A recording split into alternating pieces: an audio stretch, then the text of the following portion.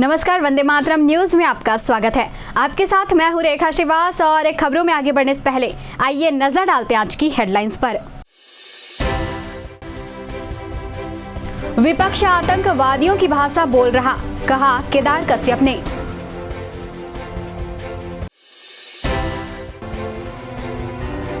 गृह मंत्री के आगमन को लेकर सड़क का हुआ उद्धार।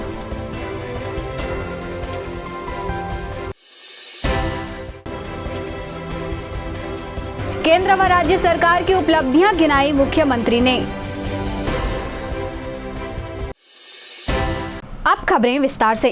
लोकसभा चुनाव प्रचार के सिलसिले में कोरबा प्रवास पर आए वन मंत्री केदार कश्यप ने कांग्रेस पर तीखा हमला बोला। उन्होंने कहा कि भ्रष्टाचारियों के विरुद्ध कार्रवाई की जा रही है। जैसे तैसे नाम सामने आ रहे हैं, वैसे वैसे जांच एजेंसी अपना कार्य कर रही है।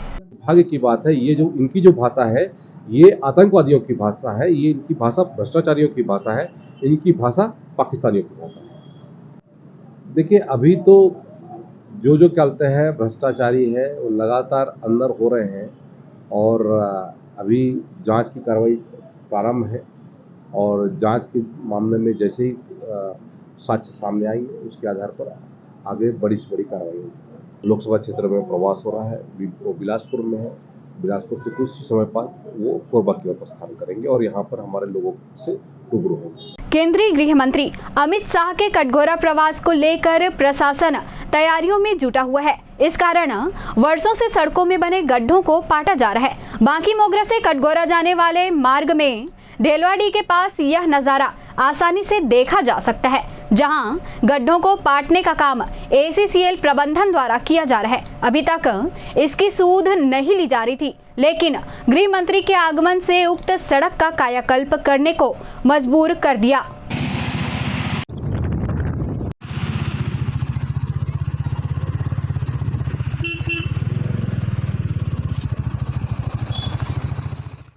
शत% मतदान कराने के लिए जिला प्रशासन लगातार प्रयास कर रहा है। इसी कड़ी में रविवार को साइकिल रैली निकाली गई, जिसमें दिव्यांगजनों ने भी व्हील चेयर में सवार होकर अपनी भागीदारी निभाई। अंत में समापन समारोह CSB फुटबॉल मैदान में आयोजित किया गया, जिसमें स्वीप कार्यक्रम में भाग लेने वाले प्रतिभागियों को पुरस्कार वितरित किया गया।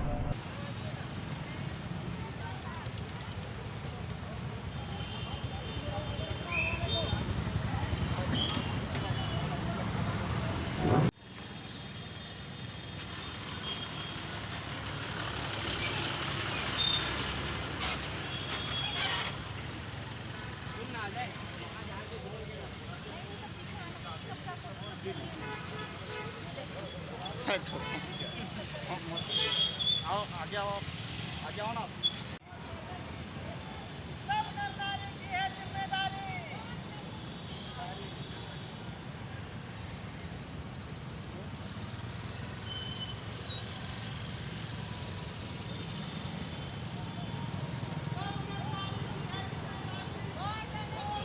नगर पालिक निगम कोरबा के द्वारा डे ANLUM के समूह के सदस्यों को बैच के भी हमारे शासकीय अशासकीय विद्यालयों के प्राचार्यगणों ने अपने अपने संस्थाओं में स्वीप कार्यक्रम के अंतर्गत विभिन्न प्रतियोगिता साहू सेजेस अंग्रेजी माध्यम पाली, प्रांजल पटेल सेजेस अंग्रेजी माध्यम, विभूति कुंभकार प्रांजल पटेल सेजेस अंग्रेजी माध्यम, शिवांगी, अक्षा परवीन, ओजस्वी वस्त्रकार प्रवीण अदिति। इसके साथ ही निबंध प्राइमरी स्कूल कंठी ओजस्वी वस्त्रकार यश, शासकीय हाई स्कूल तुमान व lovely Soni,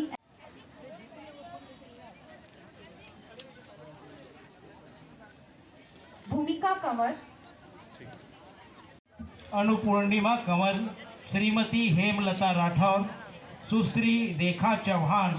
power house road स्थित विकास कॉम्प्लेक्स में महतारी वंदन योजना के लाभार्थियों का सम्मेलन आयोजित किया गया। सम्मेलन को संबोधित करते हुए भाजपा के प्रदेश मंत्री विकास महतो ने कहा कि मोदी गारंटी पूरा होने का दूसरा नाम है। विधानसभा चुनाव में महिलाओं को 1000 रुपए देने का वादा किया गया था, जिसे छत्तीसगढ़ के मुख्यमंत्री विष्णुदेव साय ने पूरा किया। सबके प्यारा भाई विकास लता भाई जी को। भारत माता की भारत माता की वंदे वंदे छत्तीसगढ़ महतारी की तो जो मोदी की गारंटी है ना, वो गारंटी पूरी होए के गारंटी है। अभी हम वादा करे रहे भारतीय जनता पार्टी जब हम विधानसभा चुनाव लड़े कि आप मन ला 1,000 रुपया प्रत्येक महिला ला महतारी वंदन के तहत हमन देबो, हमार सरकार दी है। विष्णुदेव साई जी लागू कर दीस ना। अच्छा ये बताओ, महतारी वंदन योजना में 1,000 रुपया कौन कौन पाए हैं? हाथ उठैया। लगभग सब जन पाए हैं। उमन की आर्थिक स्थिति कैसे हो और कैसे उमन के मान सम्मान की रक्षा हो, वो सब योजना हमारे माता मन बहनी मन के ऊपर केंद्रित करके बनाते। आप मन ध्यान है ना भाई, उज्ज्वला गैस योजना का मन ला ध्यान दे के बनाई माता मन बहनी मन ला। नहीं तो पहले हम लकड़ी के चूल्हा में, बहुत जगह लकड़ी के चूल्हा में, कोयला में खाना बनाने, तो फेफड़ा में इतना धुआं घुस जाए कि लगातार माता मन बहनी मन की तबीयत खराब रहे।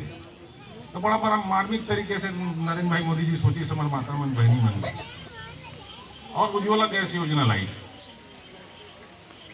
ओकर साथ अभी हमार लखपति बहना योजना ला है कि ज्यादा से ज्यादा हमार दीदी मन के आर्थिक स्थिति कैसे सुदृढ़ हो और वह मन लखपति कहलाए।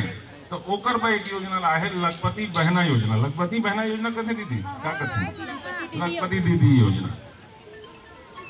ओकर अलावा पहली हमार सरकार रही तो सरस्वती साइकिल योजना चलात रही नरेंद्र हमारे डॉक्टर रमन सिंह जी 15 साल में।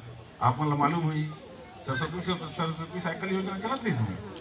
ओकर अलावा महतारी एक्सप्रेस चलात रही कि हमारे माता मन बहनी मन जब हॉस्पिटल जाना है तो महतारी एक्सप्रेस में फ्री में उमन ला हॉस्पिटल तक छोड़े और जच्चा बच्चा ला दोनों ला सुरक्षित वापस घर पहुंचाए के काम करे। 1 लाख करोड़ एमन ला साल के देना पड़ी और हमारे टोटल बजट कितना है? रक्षा बजट, ये सड़क एनएच बना थे, रेलवे की सुविधा देते, जबका सरकारी कर्मचारी मन ला तनख्वाह देते, शिक्षा की जो व्यवस्था होते, स्कूल शिक्षा की जो व्यवस्था होते और स्वास्थ्य की जो व्यवस्था, सबके मिला के कितना के बजट बना थे जान था? 48 लाख करोड़। दीपका थाना अंतर्गत राजीव नगर झाबर में रहने वाले आदतन शराबी आयुष भगत ने चरित्र शंका पर अपनी पत्नी ग्लोरिया बाई भगत को कुदाली से वार कर मार डाला। वारदात को अंजाम देने के बाद फरार होने की कोशिश में लगे पति को पुलिस ने गिरफ्तार कर लिया और रिमांड पर जेल भेज दिया गया।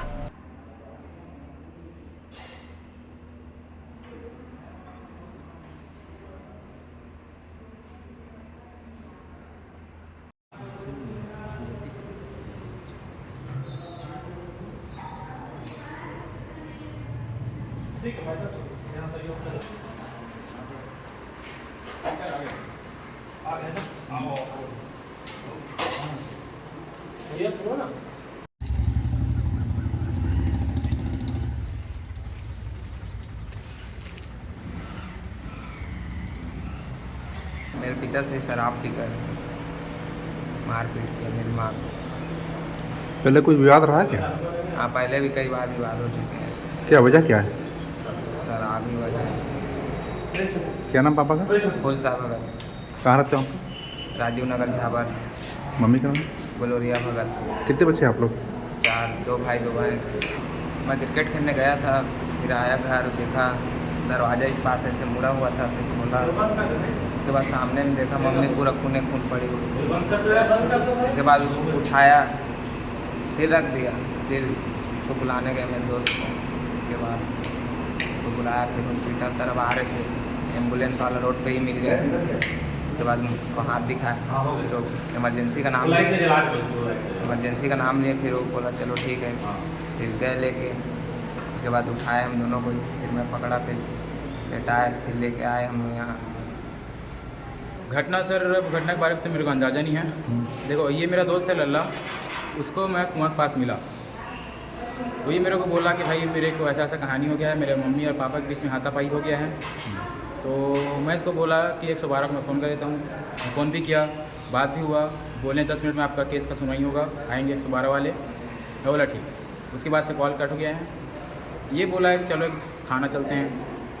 मैं कहा ठीक चलो थाना। तो जैसे थाना में हम लोग जा रहे थे तो वैसे रोड में हम लोग को एम्बुलेंस मिला है। एम्बुलेंस को हम लोग रुकवाए हैं, बोले हैं कि चलो इमरजेंसी केस है। एम्बुलेंस वाला गया है, वहाँ से पिकअप किया है, उनको लेके आ रहे थे। 112 वाले मिले हैं। हम लोग बोले कि सर इमरजेंसी कैसे चलिए। तो उनके पास 2 केस था, तो एक झाबर वाले का उनके पास चले गए। हम लोग लेके आए उनको सीधा हॉस्पिटल। उसके बाद से आए 112 वाले, फिर जो भी है।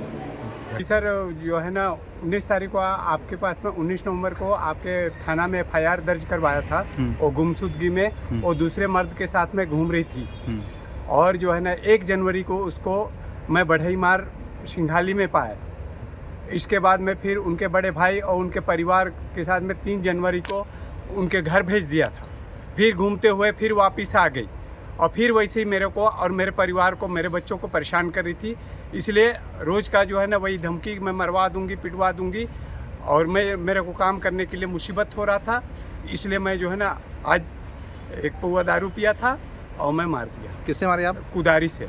तो आपको पत्नी को मारने का पश्चाताप नहीं है? पश्चाताप नहीं है सर, पाप को अंत किया हूँ मैं। और क्या नाम है पूरा आपका और क्या करते हो आप? फूल शाह भगत जी, मैं इलेक्ट्रिशियन हूँ सर, ITI होल्डर कोरबा से।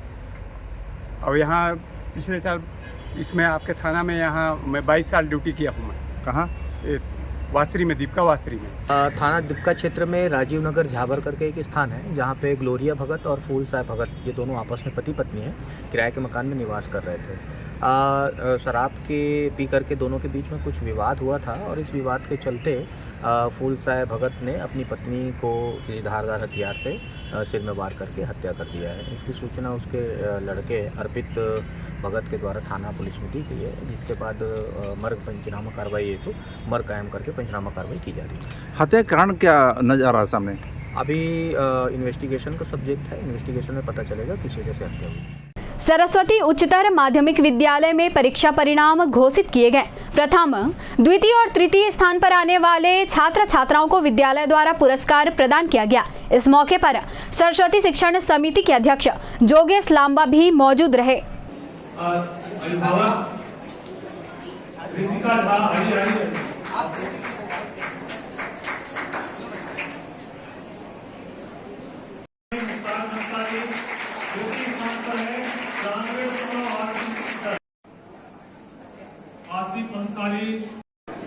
तीसरे स्थान पर आराधना दीवान, सरस्वती प्रसाद दीवान, 99 आरुषि श्रीवास, कक्षा 40 से उम्मीद है 10वीं में निश्चित रूप से बोर्ड परीक्षा में स्थान प्राप्त करेंगे। दूसरे स्थान पर रोहित कुमार, पिताश्री बहुत ही मेधावी बच्चे हैं ये सभी, पिताश्री महबूब आलम।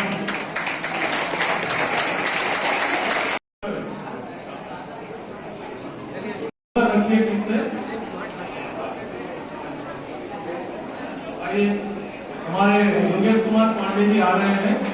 और देखिए सभी बच्चों से लेवल पर ये उपलब्धि है विद्यालय का, निश्चित रूप से ये बहुत बड़ी उपलब्धि मानी जाती है। आज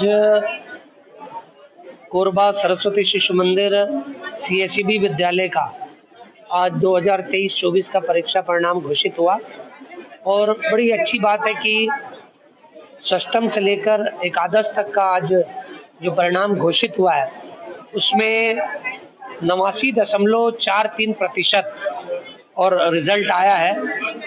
3 बच्चों ने 100% गणित में अंक प्राप्त किए हैं।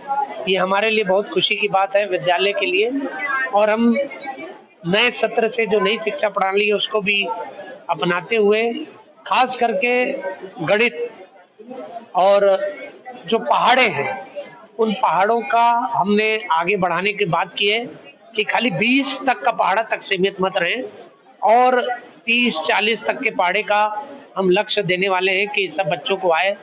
खास करके जो हिंदी ग्रामर है और अंग्रेजी ग्रामर है, व्याकरण है, इस पर भी विशेष ध्यान दिया जाता रहा है। साथ ही जो हमारे विद्यालय के जितने आचार्य हैं समय समय पर जो कमजोर हमारे भैया बहन हैं उनको विशेष रूप से अलग से और परीक्षा के प्रति, पढ़ाई के प्रति सजग करने की एक हमारी योजना चलती है। वो योजना निरंतर चलती रहेगी। आप लोगों ने, सरकार ने जो प्रथम द्वितीय तृतीय उन छात्रों को छोड़कर जो खेल कूद में या अन्य गतिविधियों में जो आगे, उनको भी सम्मानित किया। हाँ, इससे क्या होता है कि जब खेल कूद में भी जो बालक रुचि रखता है, उसको लगता है कि जब राष्ट्रीय स्तर पर, अखिल भारतीय स्तर तक का जब वो छात्र जाता है, वहाँ हमारे विद्यालय का, हमारे प्रदेश का नाम रोशन होता है, तो निश्चित रूप से उनको भी और पुरस्कृत करने की हमारे विद्यालय में परंपरा है। साथ ही 100% उपस्थिति जो हमारा भैया बहन देता है, उसको भी हम लोग सम्मानित करते हैं, ताकि उससे प्रेरणा लेकर अन्य और जो हमारे भैया बहन हैं वो विद्यालय में नियमित रूप से जो 193-94 दिन हमारे विद्यालय चलता है, उसमें अपनी 100% उपस्थिति दें। वास्तव में आज जो कार्यक्रम हुआ है बच्चों के प्रोत्साहन के लिए था। वार्षिक परीक्षा के साथ साथ हम लोग खेल कूद 100% उपस्थिति और विभिन्न जो भी विधा हैं, जिसमें विशेषकर ग्रामर में भी जो बच्चे परीक्षा दिलाते हैं उसमें महत्वपूर्ण स्थान जो प्राप्त करते हैं, प्रथम स्थान, संस्कृति ज्ञान परीक्षा में है, मेधावी छात्र परीक्षा, इस प्रकार के जो भी आयोजन होते हैं, पुरस्कार की हम व्यवस्था रखते हैं ताकि इन बच्चों को थोड़ा प्रोत्साहन मिल सके और आगे चलकर ये बच्चे और श्रेष्ठ प्रदर्शन कर सके, उत्कृष्ट प्रदर्शन कर सके।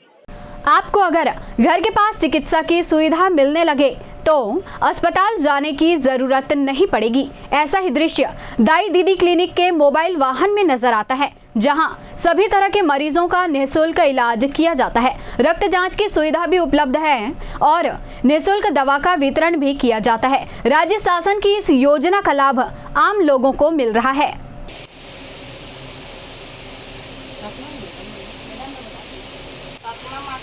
शुगर वालों में 2 तक रहेगा ना,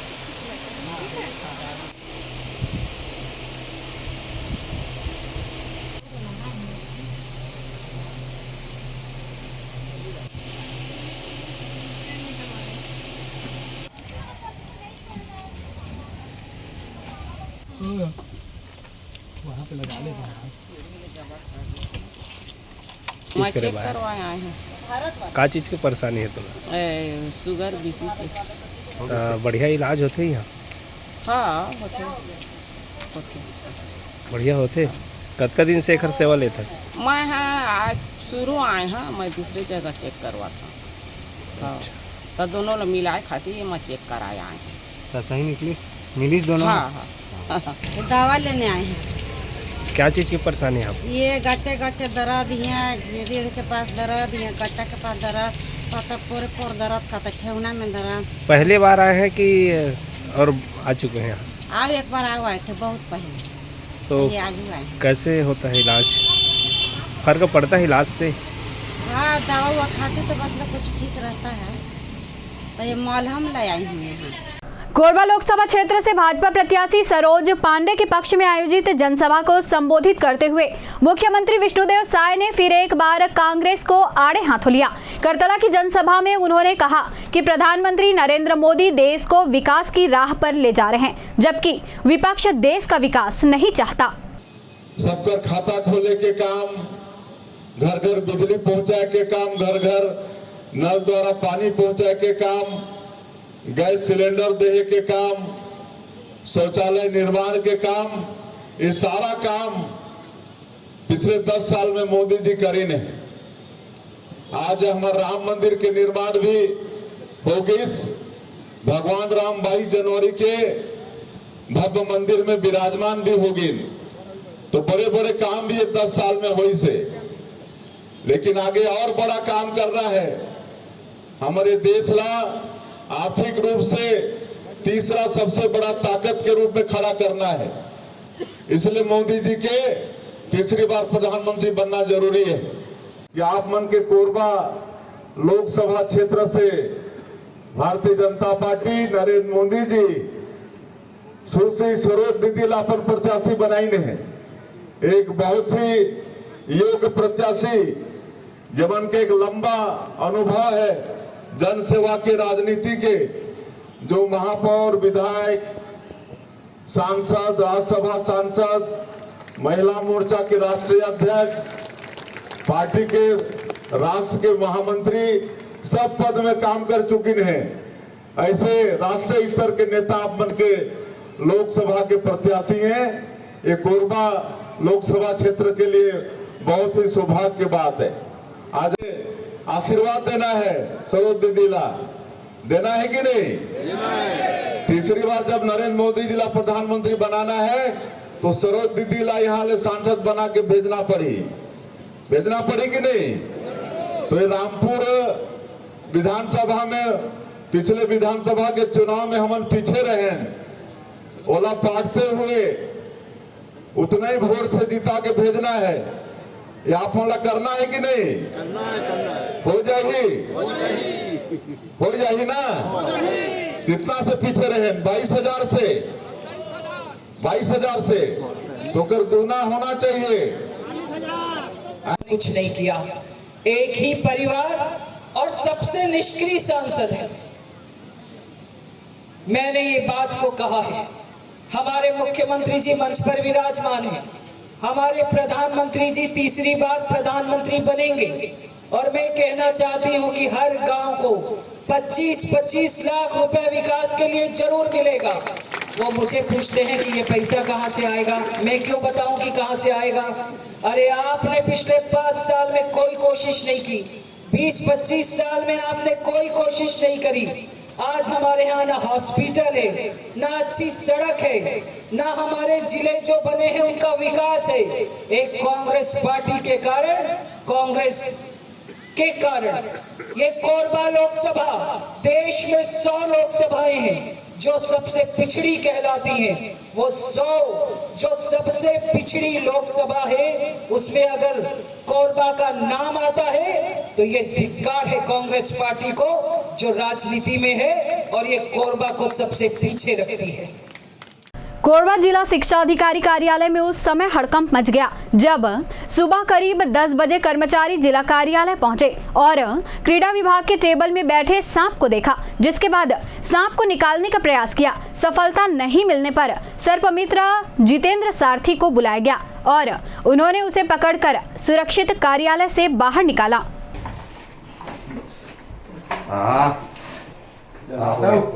हो गया बस, चलिए।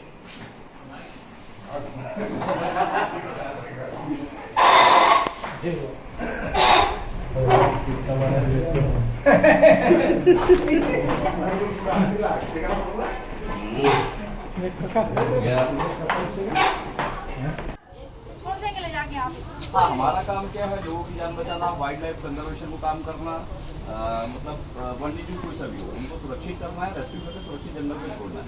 ये सबसे जल्दी आ तो बड़ी सांपों का हमारे घर के आसपास में, पूरे कुर्सी में रही थे, कार्यालय के आसपास, पूरे टेबल में रही थे।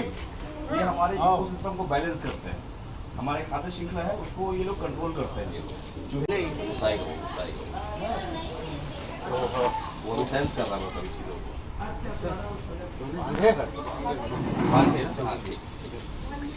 नीचे रख दीजिए, नीचे रख दीजिए।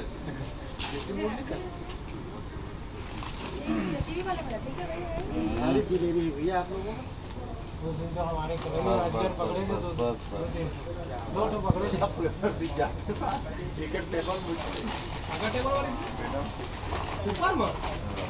एक और रस्सी देंगे भैया ना, एक और रस्सी दे दो।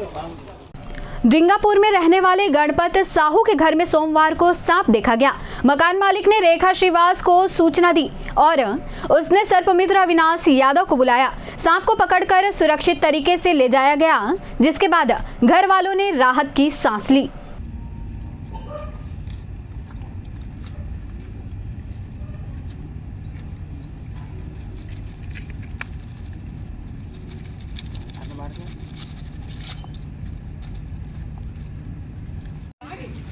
बंद कर दो।